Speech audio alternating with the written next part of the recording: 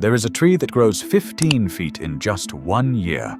Eat the leaves, and you get 7 times more vitamin C than oranges, 4 times more calcium than milk, and 2 times more protein than yogurt. Press its seeds, and you get oil that runs diesel engines without modification. Drop those same seeds into contaminated water, and they kill 99% of bacteria in just half an hour. For 4,000 years, it sustained entire civilizations through famine, disease, and war. One tree could provide complete nutrition for a family. Then, in 1870, John D. Rockefeller built Standard Oil and realized something that would shape the next century. One tree: medicine, food, and fuel. By 1920, every alternative to petroleum had vanished from American infrastructure. This is Moringa, the miracle tree that solved 3 global crises before oil made solving problems unprofitable. This tree still grows wild across 46 countries. It produces energy without drilling, it feeds people without fertilizer, it purifies water without infrastructure, and the very institutions Rockefeller built are still ensuring you never learn its name. Around 2000 BCE, Moringa had spread to ancient Egypt. The Egyptians extracted oil from the seeds, a golden liquid they called ben oil, and used it to protect their skin from the brutal desert sun. It was blended into anti-aging creams and perfumes. It was so valuable that jars of Moringa oil were placed in the tombs of pharaohs. Archaeologists have found these jars. The ancient Greeks and Romans imported Moringa for digestive issues, fatigue, and general vitality. It was high cuisine, not peasant food. Imagine a tree growing in dry soil where crops fail. The people called it shigru, the miracle tree. They ate every part of it, the leaves like spinach, the pods like beans, and they pressed the seeds for lamp oil. But here is what truly kept them alive during droughts. When wells ran dry and water turned brown, they dropped crushed seeds into clay pots. 30 minutes later, the water was clear. The dirt was gone. The bacteria were dead. They didn't know why. They just knew it worked. And that knowledge would save millions of lives before petroleum companies buried it. By 600 BCE, Ayurvedic physicians documented Moringa as a treatment for more than 300 diseases. Arab traders carried it along the Silk Road. But 2 discoveries in the 1800s changed everything. First, British colonial botanists confirmed its extraordinary nutritional value. Every part of the tree had a purpose. The roots tasted like horseradish. The flowers went into salads. Young pods were cooked in curries. Mature seeds yielded valuable oil. Even the leftover seed cake fed livestock. In 1892, chemists analyzed the leaves. This was not just a vegetable. This was a multivitamin growing on a tree. The second discovery was the oil. Moringa seeds contain 38 to 40% oil by weight. Nearly 70% of that oil is oleic acid, remarkably similar to olive oil. Cold pressed, it requires no refining. It burns clean.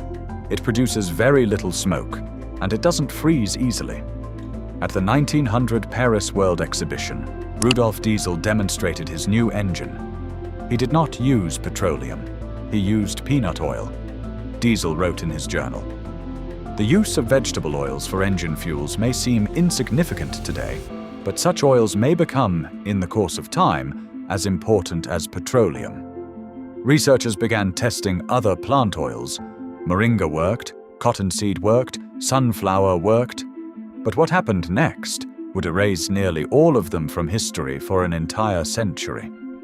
In 1908, Henry Ford launched the Model T. It was designed as a flexible fuel vehicle, capable of running on gasoline or ethanol made from corn, hemp, or virtually any fermentable plant. Ford told reporters, "There is fuel in every bit of vegetable matter that can be fermented." He envisioned a future where farmers grew their own fuel. 2 futures now existed: petroleum or plants, centralized control or distributed abundance. One man would decide for everyone. In 1870, John D. Rockefeller founded Standard Oil in Cleveland, Ohio. By 1880, he controlled 90% of oil refining in America. But Rockefeller did not simply sell oil. He built an entire system that made oil inevitable. Pipelines stretched across Pennsylvania. Refineries rose in New Jersey. Distribution networks expanded into 30 states. Gasoline stations appeared on every corner. He sold kerosene below cost, bankrupting competitors. Once they collapsed, he raised prices. By 1900, Standard Oil was the largest corporation in the world. Rockefeller became the first billionaire in modern history. But then, electric lights began replacing kerosene lamps. Suddenly, Rockefeller's empire needed a new product. That product was gasoline, the unwanted byproduct of kerosene refining. The automobile saved Standard Oil. In 1911, the U.S. Supreme Court broke Standard Oil into 34 companies under the Sherman Antitrust Act. But Rockefeller still controlled them: Exxon, Mobil, Chevron. And many of today's largest oil companies were born from Standard Oil. Then the Rockefeller family did something even more powerful than selling oil. They began influencing what scientific research would receive funding. If you think breaking up Standard Oil ended Rockefeller's influence, you're about to see how the game really worked. In 1913, the Rockefeller Foundation was established with an initial endowment of $182 million, equivalent to roughly $5.2 billion today. The foundation began funding universities, research institutes, and agricultural programs. Its stated mission was noble: advance human knowledge, improve public health, end hunger. But look closely at what many of those agricultural investments focused on. Between 1943 and 1963, the foundation spent $16 million on agricultural research. Nearly every major project shared one central theme: make farming increasingly dependent on petroleum-based technology. Tractors replaced horses. Synthetic nitrogen fertilizers, manufactured using natural gas, replaced manure. Pesticides derived from petroleum byproducts replaced many traditional methods of pest control. Diesel-powered pumps replaced hand irrigation, and gasoline powered nearly every step of food production. To critics, this was not merely technological progress. It also created a farming system deeply dependent on fossil fuels. If agriculture required petroleum for planting, fertilizing, irrigating, and harvesting, then oil became essential to the food supply. Meanwhile, alternative fuels gradually began disappearing from the marketplace. In 1920, ethanol was available at filling stations across the United States. Farmers distilled it from corn. By 1925, lobbying by the oil industry helped gasoline become the dominant fuel sold at filling stations. Over time, many states adopted regulations that made ethanol more difficult to market and distribute. The infrastructure locked into place. Every new car was designed primarily for gasoline. Every fuel station sold petroleum products, and vegetable oil-powered engines gradually disappeared from engineering schools and mainstream industrial development. Then came another mystery. In 1913, Rudolf Diesel died under mysterious circumstances. While crossing the English Channel on his way to a meeting in London, he disappeared from his ship. 10 days later, a badly decomposed body believed to be his was recovered. The official verdict was suicide. However, some historians have questioned that conclusion, pointing to unanswered questions surrounding his final journey. Whether his death was simply a personal tragedy or something more remains a subject of historical debate. Some historians have questioned that conclusion. Whether that is true or not, Rudolf Diesel's vision of vegetable-powered engines largely disappeared with him. By 1930, petroleum had become the world's dominant fuel. But the transformation was only beginning. Rockefeller realized something critical. If you control energy and food, you control nations. In 1943, the Mexican Agricultural Program was launched with funding from the Rockefeller Foundation. beginning with an initial investment of $800,000. The program was directed by Norman Borlaug. Its mission was simple: increase wheat yields. The method? Develop high-yield crop varieties. But these new seeds came with requirements.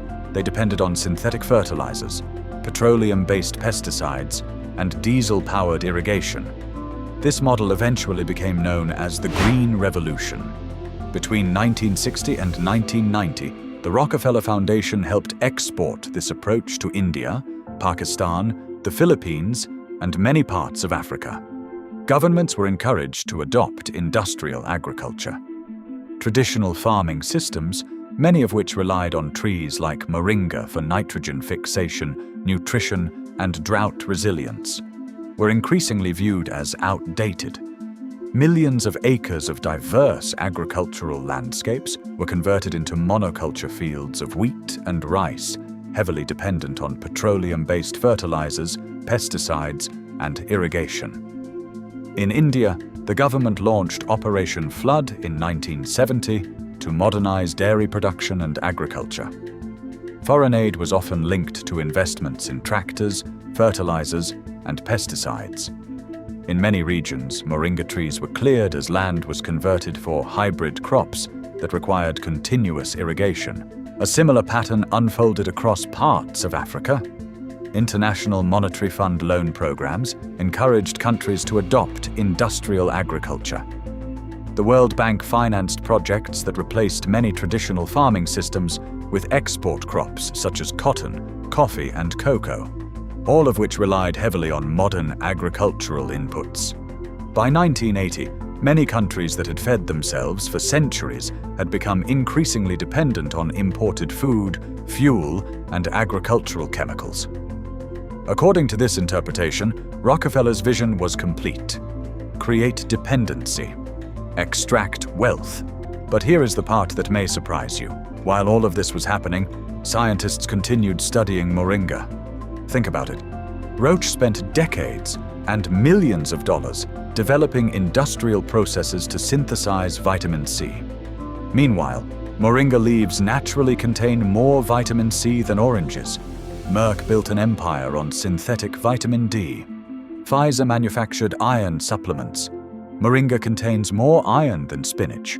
The entire vitamin industry is built on the idea of nutrient deficiency, that complete nutrition cannot easily come from food alone, and that individual nutrients should be isolated, packaged, and sold. Moringa challenges that idea.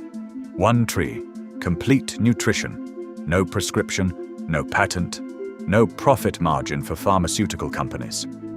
So, what happened? The decline of moringa was not the result of a single conspiracy.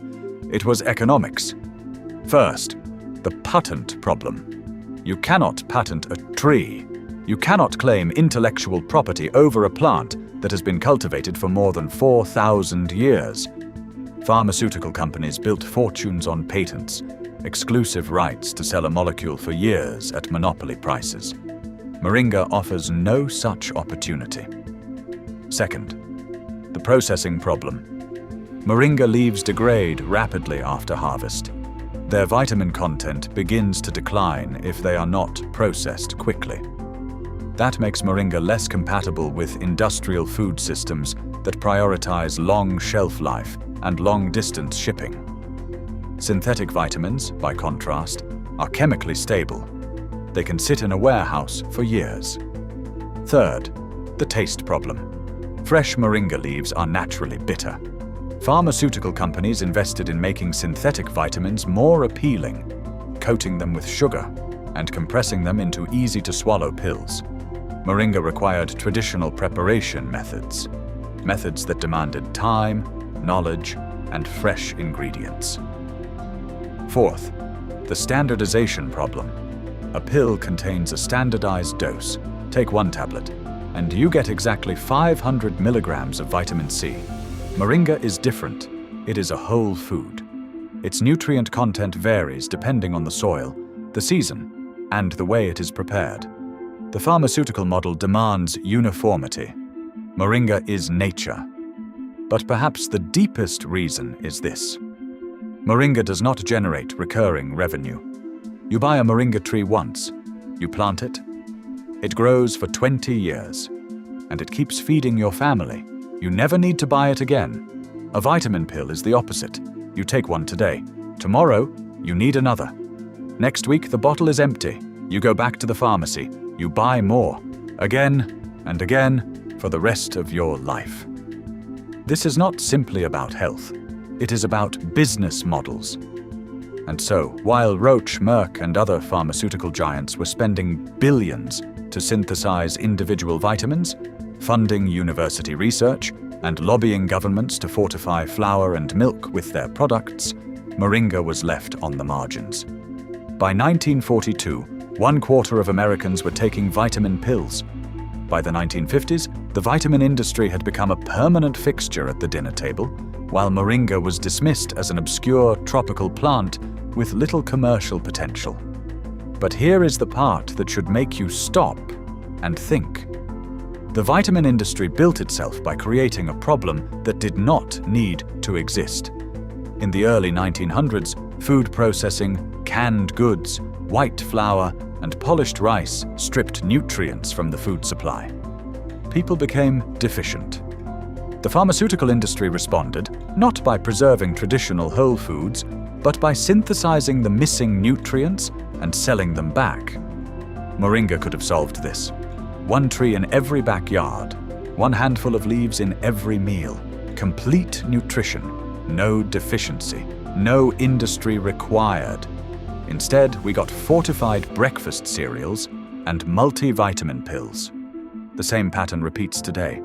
We are told we need calcium supplements, while moringa grows with a higher calcium density than milk.